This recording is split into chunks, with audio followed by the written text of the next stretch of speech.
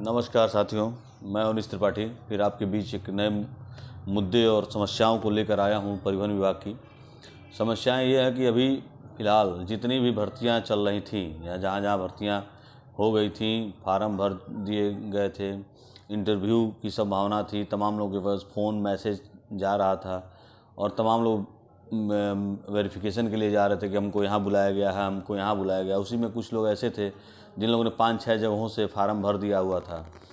तो बहुत सारे लोगों का ऐसा तालमेल था कि भाई कुछ लोगों ने कानपुर भरा, कुछ लोगों ने झांसी भरा, कुछ लोगों ने इलाहाबाद भरा, कुछ लोगों ने प्रयागराज भरा, कुछ लोगों ने सहारनपुर, मुरादाबाद, इटावा, कहीं मतलब जहाँ जहाँ फार्म निकला तहाँ तहाँ भर दिया। नतीजा ये हुआ कि उनको हर जगह से, जैसे उनका नंबर अच्छा था या कहिए उनका सेटिंग अच्छा था या उनका भाग्य ऐसा था कि हर जगहों से उनको लेटर आया। अब उन लोगों द्वारा हर जगह पहुंचा गया तमाम सूचनाएं, कहीं 50,000 की डिमांड थी, कहीं 1 लाख की डिमांड थी। मुझे ये कहना नहीं चाहिए, मैं वीडियो के माध्यम से कह रहा हूं। मैं चाहता हूं कि वीडियो को शेयर न किया जाए, केवल इसको अपने देखिए और हटा दीजिए।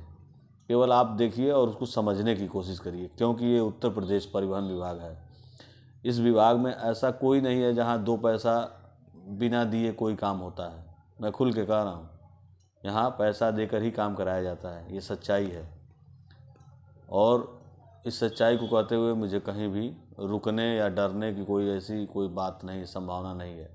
या कहिए सेटिंग कहिए, जैसे हिंदुस्तान में होता है कि जुगाड़, हर आदमी अपने जुगाड़ से काम करा लेता है, तो सेम कंडीशन है। जहाँ तक मुझे उम्मीद है, जो मुझे जानकारी मिल रही है या जहाँ तक मैं समझ सकता हूँ, मेरे व्यक्तिगत अपने विचार हैं, मैं बता रहा हूँ। जो ये भर्ती चल रही है, अगर इसी तरह के वीडियो वायरल होते रहे जो पैसे का लेन देन का, या ऑडियो क्लिप जो पैसे का लेन देन की बातचीत रही है, जो भी कंपनियों द्वारा दिया जा रहा है, हमारे पास भी बहुत सारे ऐसे क्लिप आए हुए हैं जिसमें 50 पहले 50 बाद, इस तरह की तमाम चीज़ें आ रही हैं।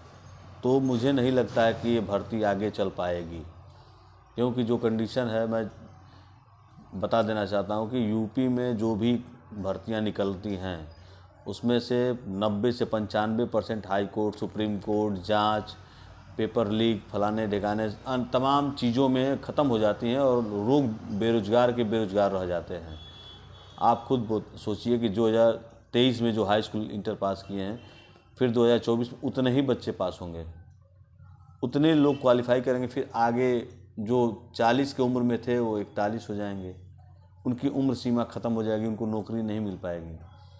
तो कृपया करके मैं चाहता हूँ इस वीडियो के माध्यम से जो भी हमारे साथी बंधु हैं, इस तरह का कार्यक्रम न करें। मैं अपने विचार से कह रहा हूँ, ये नहीं मैं किसी के दबाव में या कोई इस तरह का मैं कहना चाहता हूँ। मैं जो कह रहा हूँ कि आप भर्ती जो हो रही है उसको भर्ती को होने दीजिए, उसको डिस्टर्ब करने से कोई लाभ नहीं है। मैं हो सकता है मुझे कुछ लोग अभी गाली भी देंगे, कुछ लोग गुस्सा होंगे कि भाई आप क्यों इस तरह की बात कर रहे हैं, क्योंकि मैं जहाँ तक सोच रहा हूँ उसके हिसाब से अगर भर्तियाँ हुई, हो सकता है फिर 6 महीने बाद फिर भर्तियाँ निकलेंगी, हो सकता है कि फिर 8 महीने 10 महीने बाद फिर भर्तियाँ निकलेंगी, क्योंकि कंडक्टर की अति आवश्यकता है। रोडवेज में ड्राइवर यानी चालक महोदय और परिचालक महोदय दोनों की अति आवश्यकता है। उसके नाते बहुत सारे लोग ऐसे साथी हमारे अभी मुश्किल से 2-3 महीना पहले कुछ 10 से 12 लोग हमारे साथ के काम करने वाले छोड़ के चले गए। उनका कहना था कि बहुत ज़्यादा दिक्कत हो रही है, बहुत ज़्यादा दिक्कतों का सामना करना पड़ रहा है, पैसा कम मिल रहा है, ड्यूटी कभी सुबह 5 बजे से लेकर रात को 12 बजे तक करना पड़ता है, सवारी और यात्री के लिए हमारे अधिकारियों द्वारा दबाव बनाया जा रहा है कि हमको आपको लोड फैक्टर लेकर आना है, इतना इनकम नहीं आएगा तो आपका 200 कटौती कर दिया जाएगा, अगर आप ड्रेस पहन कर नहीं जाएंगे तो उसके लिए कटौती कर दी जाएगी, अगर गाड़ी आपकी स्पीड में भग रही है, जल्दी गए जल्दी चले आए तो डीजल रिकवरी कर दी जाएगी। इस तरह की तमाम चीज़ें मतलब जो है रोज़ हो रहा है। अभी कुछ दिन पहले हमारी गाड़ी पे हमारे साथ चलने वाले एक हमारे चालक महोदय का बम्पर टूट गया था थोड़ा सा, उसका 1000 रुपये का पेनाल्टी काट दिए, जबकि वो बम्पर बिल्डिंग कमज़ोर था, काफ़ी समय से चल रहा था, टूट गया। फिर उसको बाद में उसने जुड़वाया था, ऐसा नहीं कि वो लेकर अपने घर चला गया, कहीं रास्ते में गिर गया, ऐसी कुछ नहीं, लेकिन फिर बाद में बात हुई, उसको मैनेज कर दिया गया। लेकिन इस तरह की घटनाएं होती हैं। गाड़ियां पुरानी हो गई हैं, 10 साल 15 साल पुरानी हो गई हैं गाड़ियां, परिवहन विभाग में 5 साल के अंदर कोई नई गाड़ी नहीं आई है, 2-2 गाड़ी हर डिपो में मिली है। उसके बाद आप उस गाड़ी से, जो गाड़ी 5 का औसत दे रही थी, जो गाड़ी 4 का औसत दे रही है, उससे आप 5 का औसत खोजेंगे तो कहाँ हो पाएगा। आप 10 का औसत खोजेंगे, 15 का औसत खोजेंगे तो दे पाएगा कोई? अभी बीच में किराया बढ़ा है, मुश्किल से 1 हफ्ता नहीं हुआ। मैं खुद ड्यूटी करके आ रहा हूँ रोज़ लखनऊ। पहले जितने यात्री जाते थे आते थे, उसमें काफ़ी अंतर आ गया है। 10-15% का घटना शुरू हो गया है। वो यात्री ट्रेन से जाना पसंद कर रहे हैं, प्राइवेट गाड़ियों से। बस मेरे सामने की कल की घटना, मैं लखनऊ जा रहा था, मेरी गाड़ी में किराया 300 कुछ रुपया है, ठीक है, वो 382 या 83 रुपये के आसपास है, और वो जो है वो मात्र 310 रुपये में लेकर गया लखनऊ खलीलाबाद से। अब बताइए, जब इतना अंतर आएगा तो यात्री सोचेगा अगर 3 आदमी हैं तो 2-250 उसका बच गया। अगर 100 रुपया 90 रुपया बच रहा था, 8 तरीके 24, 240 रुपया बच गया, और नाश्ता पानी कर लेगा, अपना प्राइवेट गाड़ी चला जाएगा। दूसरी चीज़, गाड़ियों को ढाबे पे रुकना है, गंदे से ख़राब। मैं जिस ढाबे पे रुकता हूँ रोज़ शिकायत मिलती है मुझे कि भैया क्यों इस ढाबे पे रोकते हैं, तो पता चला कि भैया टोकन कटाना पड़ता है, टोकन नहीं कटाएंगे तो 1000 रुपये पेनाल्टी है, अगर उसकी रसीद लेकर नहीं जाएंगे तो उसके लिए पेनाल्टी है। आप गाड़ी सीधे लेके जा रहे हैं, अगर कहीं गलत स्टॉपेज से सवारी उठा लिया, आपकी गाड़ी में सवारी नहीं है, आपने सोचा चलो भाई 5 किलोमीटर आगे पीछे है, उठा लेते हैं, टिकट यहाँ से यहाँ बना देते हैं, उसमें अगर पकड़े जाते हैं तो फोर्जरी का मामला आ जाएगा। तो आप कहीं से भी सुरक्षित नहीं हैं। इसमें कुछ लोग ऐसे भी होंगे जो वीडियो देखेंगे, कहेंगे आप तो भड़का रहे हैं हमको। भड़काने की बात नहीं है, जो सच्चाई है उसको बताना बहुत ज़रूरी है, अति आवश्यक है, आपको जानना ज़रूरी है। आज जो परिवहन विभाग में आएंगे तो ये सब दिक्कतों का सामना आपको करना पड़ेगा। ड्रेस नहीं पहन के जाएंगे तो 500 पेनल्टी काट दी जाएगी। अगर बाईपास लेकर चले गए 2000 पेनल्टी काट दी गई। कहीं ड्राइवर को रास्ते में नींद आ रही है, कहीं अगर किसी को शौचालय जाना है, क्या कोई और ने दिक्कत परेशानी आ गया, किसी का उल्टी हो रहा, कहीं अगर गलत ढाबे पे रोक दिए आप तो 2000 पेनल्टी वहाँ काट दी जाएगी।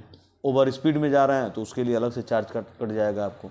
तो ये सब दिक्कतों का सामना आपको करना पड़ेगा। तो मेरा निवेदन है कि जो भी हमारे चालक परिचालक जो भी नए भर्ती होने वाले हैं, चाहे जो भी आने वाले हैं समय में, तो कृपया सावधानी से प्रयास करें कि ये जो आने वाली भर्तियां जो हैं चल रही हैं उसको कंप्लीट करें। अभी बीच में हमारे बहुत सारे मृतक आश्रित जो हैं 5 साल 6 साल से पड़े हुए हैं, तमाम लोग मैसेज करते हैं, फ़ोन करते हैं, भैया कुछ मृतक आश्रित का क्या हुआ, पता करिए, कुछ बताइए। मैं कह रहा हूँ ठीक है, आप संविदा पे नहीं भर्ती कर रहे हैं, आप ठेकेदारी के माध्यम से भर्ती कर रहे हैं, आप क्यों नहीं मृतक आश्रितों को ही भर्ती कर दे रहे हैं? अगर मृतक आश्रित का सीट खाली है उसको संविदा पे रख लीजिए, या मृतक आश्रित को तो डायरेक्ट नियमित कर दीजिए। क्या दिक्कत परेशानी आपको है? आखिर उसके पिताजी, उसके मम्मी पापा जो भी थे काम कर रहे थे, उनको तनख्वाह मिल ही रहा था, तो अगर अब उस बच्चे से हम काम ले लेंगे तो क्या दिक्कत हो जाएगी? आप इसको भी कर सकते हैं आराम से। मैं तो यही कहूँगा, इस वीडियो के माध्यम से अपील करूँगा, आप जितने भी मृतक आश्रित हैं, आप लोग रोज़ परिवहन मंत्री को ट्वीट करिए कि मृतक आश्रितों का परिवहन विभाग में क्या हुआ, मृतक आश्रितों को परिवहन विभाग में कब तक ज्वाइन कराया जाएगा। 2-3 मुद्दों को लेकर आप रोज़ ट्वीट करिए, मुख्यमंत्री को ट्वीट करिए, प्रधानमंत्री को ट्वीट करिए। देखिए ट्विटर बहुत बड़ी चीज़ है, आप लोग ट्वीट करिए, ऐसा कोई ना कोई दिन आएगा जिस दिन उनकी आंखें खुलेंगी और वो देखेंगे और पढ़ेंगे। परिवहन मंत्री जी हर जगह जाके कुछ न कुछ नया कह दे रहे हैं। अभी देवरिया में आए थे, जिन्होंने कहा कि इस बस अड्डे को मैं एरोप्लेन की व्यवस्था में, मतलब हवाई अड्डे की तरह बनवाऊंगा। मुझे तो नहीं लगता कि बन पाएगा कभी, केवल कहने में और कागज़ में अंतर होता है। इसके पहले परिवहन मंत्री जो आए थे स्वतंत्र देव सिंह जी, उन्होंने भी इसी तरह का कुछ अपना बातचीत करके प्रेस में, मीडिया में देकर गए थे, लेकिन आज तक कभी कोई सुधार और सुझाव नहीं हुआ। तो ये सब दिक्कतें हैं। आप लोग धीरे धीरे जब आएंगे समझ में आ जाएगा। कोई बहुत सारी चीज़ें हैं, अधिकारियों का दबाव बनाया जा रहा है कि कैसे काम लेना है, कैसे काम नहीं लेना है। अभी एक नई व्यवस्था चल रही है, रोज़ का रोज़ कितने 100 ऐसे चालक या परिचालक, मतलब कंडक्टर और ड्राइवर जो हैं, सबसे हाईएस्ट इनकम देने वाले कौन हैं और सबसे लोएस्ट इनकम देने वाले कौन हैं। ठीक है, अगर वो हाईएस्ट देता है तो आप क्या उसको इनाम देते हैं? इनाम के तौर पे तो आप कुछ नहीं देते हैं उसको। हाईएस्ट इनकम देता है तो, लोएस्ट इनकम देता है तो इनाम के तौर पे देते हैं, उस रूट से हटाकर दूसरे रूट पे भेज देते हैं, उस रूट पे चलने वाले व्यक्ति को हटा देते हैं, दूसरे जगह भेज देते हैं।